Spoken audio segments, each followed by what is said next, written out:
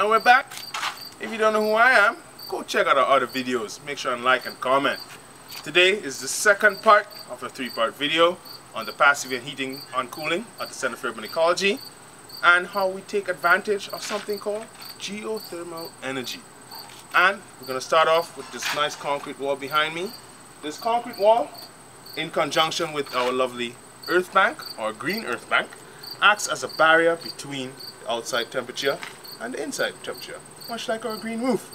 The difference between the green roof and the earth bank as a protective barrier against the outside temperature is that the earth bank actually taps into the earth's energy, which you might better know as geothermal energy. Now, to understand how this works, I'll explain the basics of what geothermal energy is and how it can be harnessed. Now, remember in the first part of the video, we talked about the thermal mass floors and how they absorb and radiate heat back into the room? Well, the Earth is on a larger scale, does the same thing. It also absorbs and radiates the energy from the sun and has an internal core that produces a lot of energy in the form of extreme heat.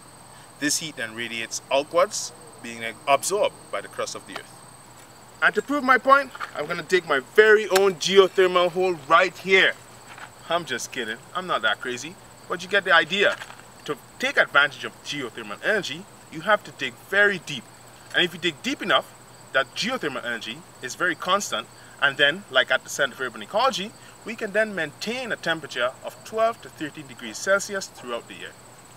Of the 4 walls of the downstairs at the Center for Urban Ecology, 3 of those walls are actually hugged by the earth banks to help maintain that temperature.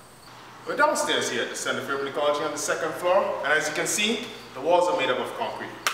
The reason for that being, the concrete can take more efficient advantage of the Earth's constant temperature and thus maintain the temperature of the building. We didn't cover the walls with any extra materials, so we just said we cover it with educational materials instead. So we have info on snakes, birds, trees, and all sort of cool stuff. Now, to be honest, our earth banks are not doing too well. The plants that were originally planted was an experiment to see what would grow best, and clearly we didn't do too good. Just behind me on the south earth bank, we have some planting pockets here just to beautify the walls somewhat. Now in replacement, we have different species of vines that we have planted in burlap sacks along the walls, which should hopefully overtake the various weeds that have taken over the earth wall.